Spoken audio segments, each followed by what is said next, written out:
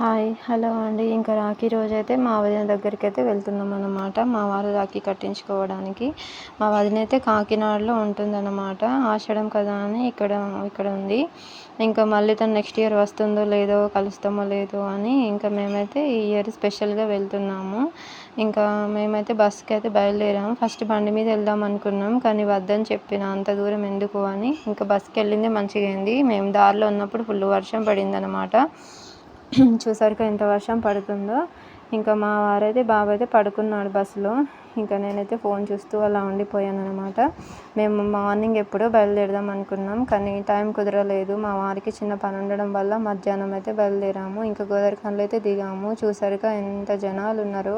ఆ వర్షానికి ఆ బస్సులు ఎటు సరిపోవడం లేదండి. ఫుల్ రష్ ఉంది. ఇంత రష్లో నేను ట్రావెల్ చేయడం ఫస్ట్ టైం అండి. ఇంకా మేమైతే కరీంనగర్ బస్ ఎక్కినప్పుడు మా వారికి టికెట్ తీసుకోవడానికి 500 ఇచ్చాము. చేంజ్ అయితే మళ్ళీ తీసుకోలేదు, మర్చిపోయాము. మంచిర్యాల బస్సు ఎక్కాక మాకు టికెట్ అని అడిగినప్పుడు మాకు గుర్తొచ్చింది. మళ్ళీ వెంటనే బస్సు దిగి మేము వెళ్ళేసరికి కరీంనగర్కి వచ్చిన బస్సు అక్కడనే ఉంది. వాళ్ళంతా లంచ్ చేస్తున్నారు ఆ టైంలో. మేము వెళ్ళి మళ్ళీ టికెట్ చేంజ్ అయితే తీసుకొని మళ్ళీ వేరే బస్సు అయితే ఎక్కాల్సి వచ్చింది హడావిడిగా.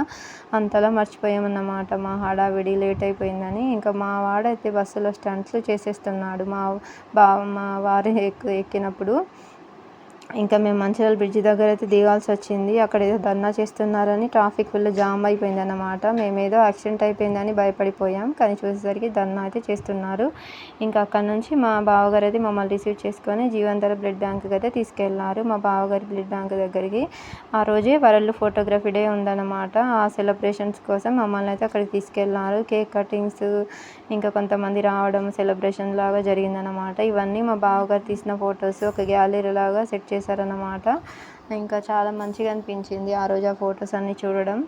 ఇంకా ఈ బ్లడ్ బ్యాంక్ అనేది మున్సిపల్ ఆఫీస్ ఏరియాలో ఉందన్నమాట. అక్కడ నుంచి అయితే మేము ఇంటికైతే వెళ్ళాము. ఇంటికి వెళ్ళేసరికి మా అక్కయ్య అయితే వంటలు అయితే చేసిందనమాట. మటన్, చికెన్, పప్పు, ఇంకా వెరైటీలు చేసింది.